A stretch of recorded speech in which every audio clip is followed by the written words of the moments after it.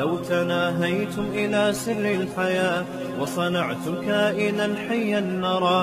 نبی صلی اللہ علیہ وسلم نے ارشاد فرمایا کہ جو دو چیزوں کی ضمانت دے گا تو میں اس کے لیے جنت کا ضامن ہوں. ما بین فخذیہ وما بین لحیتیہ، ایک شرمگاہ کی ضمانت اور ایک اپنی زبان کی ضمانت. آپ کہہ سکتے ہیں خطبے میں نے یہ حدیث تو پڑھی نہیں ہے اور یہ والی آیت تو پڑھی نہیں ہے، بیان اس حدیث سے شروع کر دیا. خطبے میں نے جو آیتیں پڑھی ہیں ان کا چونکہ اس حدیث سے بھی بڑا گہرا تعلق ہے، تو اس لیے اس حدیث سے میں نے بیان کو شروع کیا. خطبے میں نے جو آیتیں پڑھی ہیں، اجتنبوا کثیرا من الظن، بدگمانی سے بچو. حضرت مولانا اشرف علی تھانوی رحمہ اللہ تعالی فرمایا کرتے تھے کہ پہلے بدگمانی پیدا ہوتی ہے پھر بد زبانی پیدا ہوتی ہے. یہ بات حضرت مولانا اشرف علی تھانوی نے کہی تو اہل حدیث حضرات میں جو متشدد لوگ ہیں ان کے بارے میں کہی ہے، لیکن جنرلی ایک اصول ہے. وہ فرماتے تھے ہمارے ہاں جو اہل حدیث لوگ، سب نہیں، یہ پہلے حضرات فقہا اور ائمہ مجتہدین سے بدگمان ہوتے ہیں. ان کے سامنے ان کی دلیل نہیں آئی ہوتی، یا آئی ہوتی ہے ان کی نظر میں اپنی طرف سے ایک مطلب ہوتا ہے، تو یہ بدگمان ہوتے ہیں کہ ان کو آتا واتا کچھ بھی نہیں تھا، ہمیں آتا ہے. پہلے بڑے بڑے اسلاف سے، ائمہ سے بدگمان ہوتے ہیں، پھر بد زبانی، پھر ان کے خلاف بولنا شروع کرتے ہیں. ٹھیک ہے، سب ایسے نہیں ہوتے، لیکن یہ ہم سب میں ایک جنرلی ہم سب کی ایک بیماری ہے کہ کسی کے عمل کے بارے میں یہ سوچ لینا کہ اس کا یہ مطلب بھی ہو سکتا ہے، یہ مطلب بھی ہو سکتا ہے، یہ مطلب بھی ہو سکتا ہے. اچھے اس پہ لے کے جاؤ آپ کسی کی بات کو، لیکن یہ ہماری قومی بیماری ہے ہم سب کی. ہر چیز کا الٹا مطلب لینا، ہر چیز کا غلط مطلب لینا، پھر اس غلط مطلب کے بعد بدگمانی سمجھتے ہیں نا، اس کے بارے میں سمجھنا کہ یہ بندہ ہی ٹھیک نہیں ہے. پھر جب آپ کا کسی کے بارے میں یہ خیال ہو کہ بندہ ٹھیک نہیں ہے، تو پھر اس کے خلاف بھر بھر کے زبان درازی کرنا. تو یہ جو زبان ہے نا، زبان، نبی صلی اللہ علیہ وسلم نے فرمایا جس نے زبان کی ضمانت دے دی اور شرمگاہ کی ضمانت دے دی، میں اس کے لیے جنت کی ضمانت دیتا ہوں. آج سوشل میڈیا کا دور ہے، ہم دیکھ رہے ہوتے ہیں کس قدر لوگ مقدس شخصیات کو بھی بھر بھر کے برا بلا کہہ رہے ہوتے ہیں، اتنا برا بلا کہہ رہے ہوتے ہیں، اتنی سخت غلیظ زبان استعمال کرتے ہیں. اور یہ ہمارا وہ بہت سے میں وہ سیکولر لبرل طبقہ ہوتا ہے جو صبح و شام اخلاقیات کی باتیں کر رہا ہوتا ہے. ایک مثال دیتا ہوں، میرے بیان کا یہ ٹاپک نہیں ہے لیکن صرف ایک مثال کے لیے. ابھی حضرت مفتی تقی عثمانی صاحب کی ملاقات ہوئی گورنر سے، کامران ٹیسوری صاحب سے. حضرت مفتی تقی صاحب نے کہہ دیا کہ یہ رات کو ان کا جو عمل ہے ایسے جیسے حضرت عمر راتوں کو رعایا کی خیال کیا کرتے تھے، انہوں نے اس سنت کو زندہ کیا ہے. اس پہ جو لوگوں کی طرف سے برا بھلا کہا گیا ہے، کسی کے بڑھاپے کو نہیں دیکھ رہے، اس کی سفید داڑھی کو نہیں دیکھ رہے، اس کے علم کو نہیں دیکھ رہے، لفافہ خور مولوی اور کیا کیا الفاظ جو زبان سے ادا کرنا بھی مشکل. بھائی اگر کسی نے کسی حاکم کی، کسی بھی عہدے دار کی تعریف کر دی اس کے کسی اچھے عمل میں، تو اس پہ اتنا سیخ پا ہونے کی کیا ضرورت ہے؟ چوروں کی تعریف کی ہے، ڈاکوؤں کی تعریف کی ہے، آپ کی نظر میں چور ہوگا بھائی، ان کی نظر میں نہیں ہے. کہتے ہیں ماضی اٹھا کے دیکھو. کیوں ماضی کسی کا دیکھیں بھائی؟ ہمیں ماضی دیکھنے کا حکم ہے، حال دیکھنے کا حکم ہے. ماضی تو عمران خان کا بھی کوئی اچھا نہیں تھا، لیکن جب عمران خان کے ماضی کی کوئی بات کرتا تھا ہم کیا کہتے تھے؟ ماضی میں نہیں، کیا دیکھو؟ حال دیکھو. تو اب آپ حال کیوں نہیں دیکھ رہے؟ تو پوری قوم ایک عجیب دماغی مریض بنی ہوئی ہے. آپ زیادہ زیادہ یہ کہہ دو بھائی ہمیں حضرت مفتی تقی صاحب کی اس بات سے کیا ہے؟ اختلاف ہے، ہماری رائے میں ایسا نہیں ہے، ختم ہو گئی کہانی. ہر چیز کو ہماری قوم ایمان اور کفر کا مسئلہ بناتی ہے، ہر چیز کو. کچھ لوگوں نے تو یہاں تک کہنا شروع کر دیا کہ یہ حضرت عمر کی گستاخی ہے، حضرت عمر کے برابر. بھائی حضرت عمر کے برابر کون کس کو قرار دے سکتا ہے؟ اگر حضرت مفتی تقی صاحب یہ کہتے کہ نبی کی سنت زندہ کر دی تو کیا نبی کے برابر قرار دے دیا؟ اچھا سوچنا سیکھو. اچھا اب ہم کسی کے فیور میں بات کرتے ہیں تو کیا چونکہ دیوبندی ہیں, چونکہ حنفی ہیں, لہذا یہ حنفیوں کی تائید کر رہے ہیں. مفتی تقی صاحب عالم اسلام کے اسکالر ہیں, اور جتنے بھی عالم اسلام کے دنیا میں اسکالر آئے ہیں, کوئی حنفی تھا, کوئی شافی تھا, کوئی مالکی تھا, کوئی حنبلی تھا. یہ تو 5ویں چیز اب مارکیٹ میں آئی ہے. اس کے علاوہ پہلے ابن حجر تو شافی ہیں, تو آپ کیوں علامہ ابن حجر کی تحقیقات سے استفادہ کرتے ہو؟ آپ بولو ہم نہیں مانیں گے ابن حجر کو کیونکہ وہ کیا تھے؟ شافی تھے. آپ بولو ہم نہیں مانیں گے علامہ نووی کی تحقیقات کو, ان کی صحیح مسلم کی شرح نہیں پڑھیں گے کیونکہ وہ کیا تھے؟ شافی تھے. آپ بولو ہم سعودیوں کے مفتیوں کے فتووں کو نہیں مانتے کیونکہ وہ کیا ہیں؟ حنبلی ہیں. یہ تو پاکستان میں ایک چیز پیدا ہو گئی ہے کہ جو فقہ کے مدون مکاتب ہیں جن پہ پوری امت کا اجماع ہے کہ یہ ٹھیک ہے, کسی ایک کو بھی فالو کرو, آپ ان سے ہٹ گئے ہو. میں دیکھتا ہوں جب میں کوئی علمی بات کرتا ہوں, ابے بھائی یہ تو دیوبندی ہے, یہ تو حنفی ہے.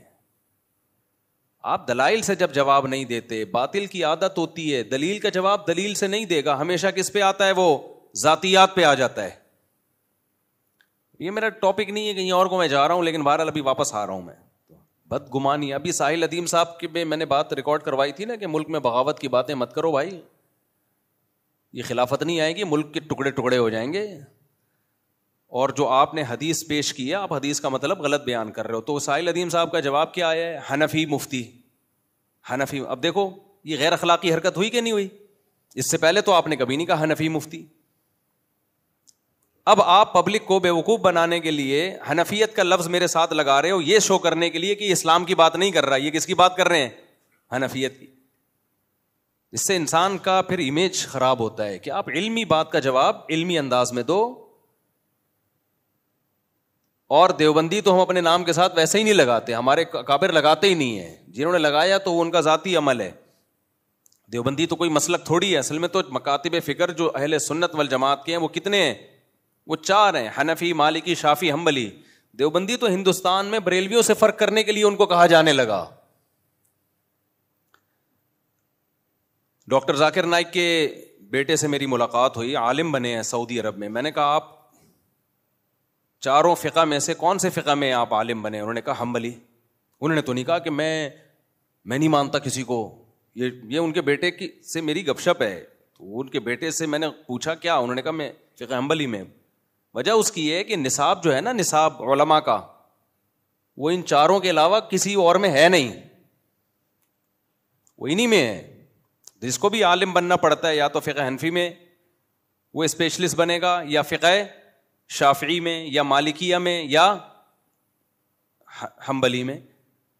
شروع میں تو کامن سب چیزیں پڑھی جاتی ہیں, پھر اسپیشلسٹ جو بنا جاتا ہے وہ پھر ایک میں کمال پیدا کیا جاتا ہے.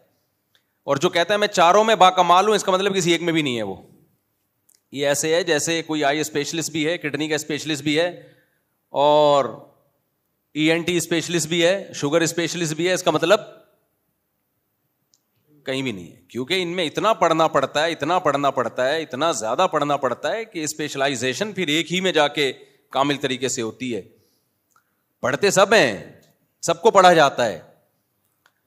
تو ہماری جو قوم ہے نا, ہماری جو قوم ہے اس میں نیگیٹیوٹی, ہر وقت الٹی الٹی باتیں.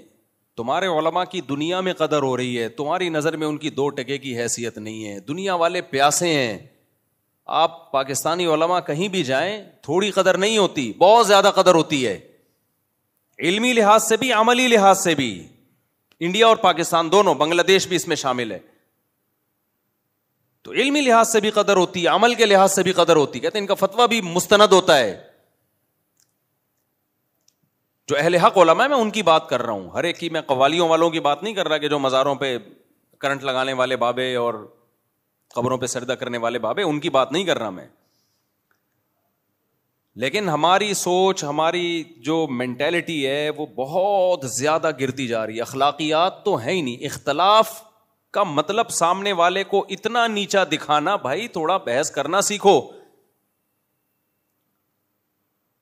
یہ چیزیں اسکولوں میں سکھانے کی ہیں. اعتدال بھی کوئی چیز ہوتی ہے. آپ اختلاف کرو, ہم نہیں کہتے کہ آپ کسی کی اندھی تقلید میں آ جاؤ. آپ کی ایک رائے ہے, آپ گورنر کو برا سمجھ رہے ہو, آپ بولو بھائی ہماری رائے میں یہ ٹھیک نہیں ہے, ختم ہو گئی بات. تو ایسا دیکھو، جب انسان کی زبان خراب ہوتی ہے نا، میں نے بتایا کہ زبان خراب کب ہوتی ہے؟ سب سے پہلے بدگمانی. حضرت مفتی تقی عثمانی صاحب کا کامران ٹیسوری سے کچھ بھی لینا دینا نہیں ہے, 5 روپے بھی نہیں لیے ہوں گے انہوں نے. دوسری بات یہ کہ آپ کے پاس کرائٹیریا کیا ہے؟ کیا آپ نے یہ فرض کر لیا ہے کہ آپ کی مرضی کا اگر سیاستدان نہ جیتے الیکشن میں تو وہ لازمی غلطی ہوگا؟ یہ فرض کیوں کیا ہوا ہے آپ نے؟ اور سارے ہی غلط ہوں گے؟ کیا دنیا میں کوئی ایسا شعبہ ہے جس میں 100% لوگ غلط ہوں؟ ہے بھائی, ہم سے آپ دین کا علم سیکھو بھائی, اس میں ہماری رائے معتبر ہوگی. سیاسی چیزوں میں جتنی ہمیں جو تجزیہ ہے, جو ہم معلومات ہیں, اس کے حساب سے ہم بھی ایک رائے قائم کرتے ہیں, اور وہ رائے ہماری تبدیل بھی ہو سکتی ہے. میں تو ایک اصول اور ضابطہ بیان کر رہا ہوں کہ بھائی دشمن کی رائے کا اعتبار بولو نہیں ہوتا. آپ کا کسی سے جھگڑا چل رہا ہے پیسوں کا, تو کسی دوسرے نے آپ کے دشمن کے خلاف کیس کیا, اور جس نے کیس کیا اس نے آپ کو گواہی کے طور پہ پیش کر دیا کورٹ میں, تو آپ کا مخالف جرا کر سکتا ہے کہ یہ تو میرا دشمن ہے, یہ تو ویسے ہی میرے خلاف ہے. ساس گواہی دے رہی ہو بہو کے خلاف, مانی جائے گی؟ سوکن گواہی دے رہی ہو سوکن کے خلاف, مانی جائے گی؟ نہیں مانی جاتی اسلام میں. بہو ساس کے خلاف گواہی دے, نہیں مانی جاتی. تو ہمارے ہاں مختلف قسم کے کرائٹیریا ہم لوگوں نے بنا لیے. بھائی کچھ پازیٹیوٹی پیدا کرو, خدا کے لیے ڈپریشن سے نکلو, کچھ اچھا سوچنا شروع کرو, اچھا سوچنا شروع کرو,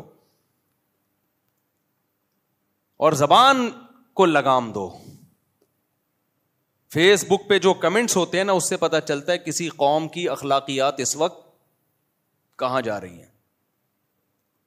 قوم کی جو اخلاقیات ہیں نا, وہ کیا اس وقت حال کیا ہے اخلاقیات کا. اتنا برا بلا, اتنا برا بلا. او یار بیچارے بوڑھے بزرگ ہیں, ان کی زندگیاں کھپ گئیں. اچھا لوگ یہ بھی دیکھ رہے ہوتے ہیں یہ اتنے روپے کما رہے ہیں. بھائی جو آدمی 1 ارب کما سکتا ہے نا, اگر وہ 1 کروڑ کما رہا ہے تو یہ بہت بڑی فضیلت کی بات ہے.